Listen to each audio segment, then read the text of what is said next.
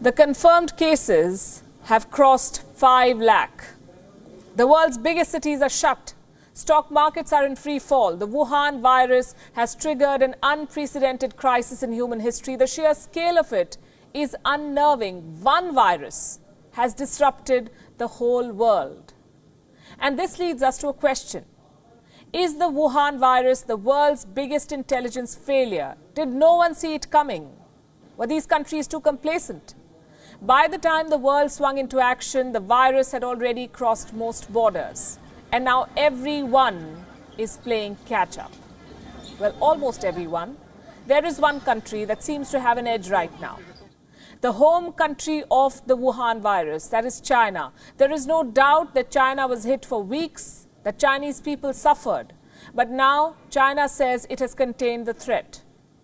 So it's closing down borders and opening up businesses. Fewer cases are being reported. Factories are up and running again. Businesses will take time to revive, but they have made a start.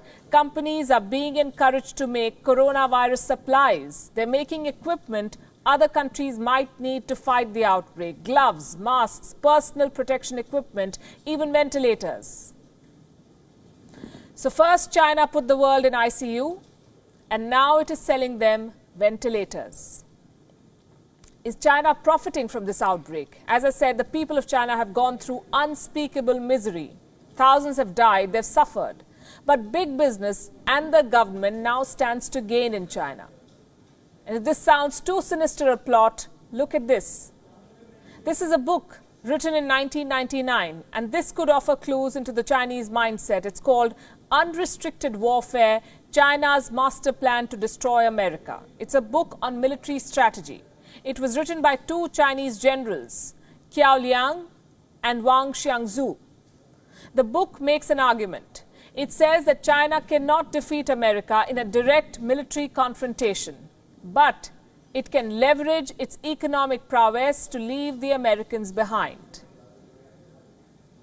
Now, the book's assessment has some eerie similarities with the present situation. It is being quoted by conspiracy theorists. They claim that amid this coronavirus crisis, Beijing is executing its world domination plan. On this show, we do not go by conspiracy theories to make our assessments, so we set out to look for the facts. What we found was most interesting, and we have that for you tonight. Let's first talk about the situation in China. What is happening in China right now? Restaurants, zoos, even the Great Wall is open to tourists. Not foreign tourists, because they may bring back the virus, but the Chinese are out and about. As we say in television, they're moving towards normalcy. Restrictions are being lifted, factories are coming back online, businesses have resumed in many parts of China. At this rate, China's businesses will be up and running in a few weeks. Not without government help. Like most countries, China too has announced a relief package to revive the economy.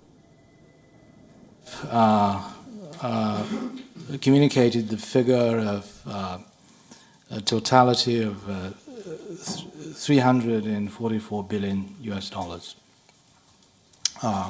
in terms of mainly fiscal measures. First and foremost, we try to stabilize the Chinese economy, and with the measures we have started to take, with the return of the work of the workers and the resumption of productive activities by the factories across the country, I think the Chinese economy is coming back to life. Coming back to life. They have a plan, revive the economy. What does this tell you? While major countries are struggling, China is already making a head start. China also has an interesting pattern. Look at this map. This is Wuhan and the rest of China. The coronavirus outbreak in China is what this map details. Now, some of the biggest cities in China were largely insulated from the outbreak.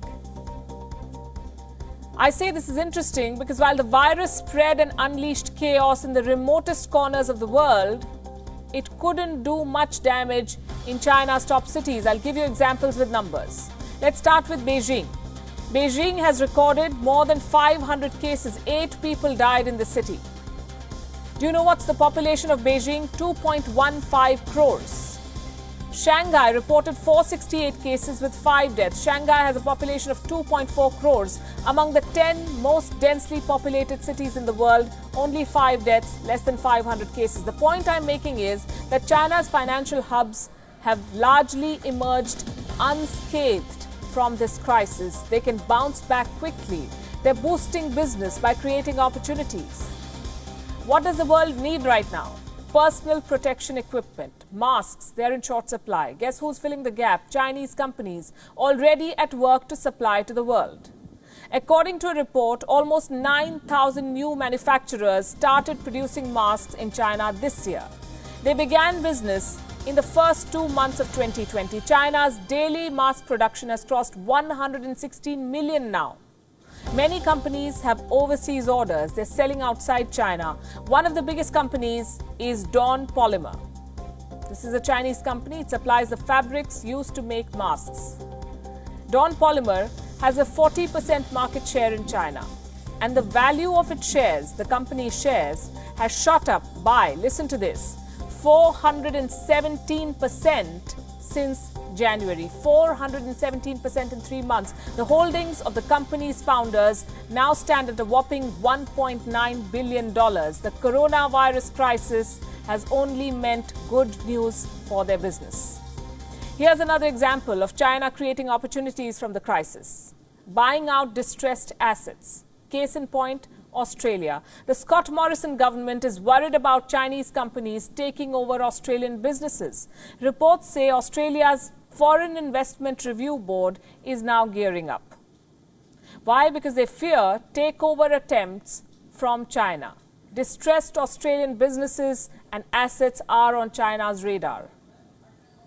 It's not just Chinese companies that stand to gain. Foreign companies based in China are also back in action. BMW's factories resumed operations in February itself, last month.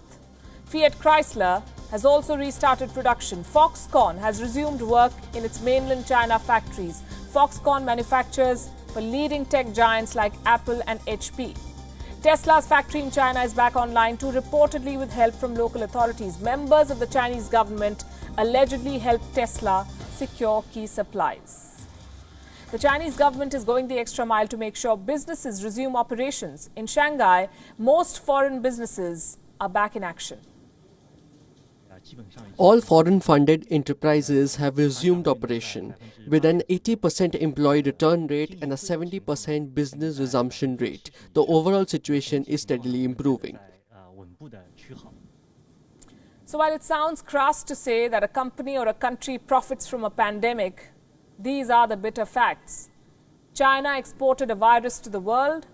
Now the world is sick and China is selling them the balm. And while the world tries to heal, China is already up and running.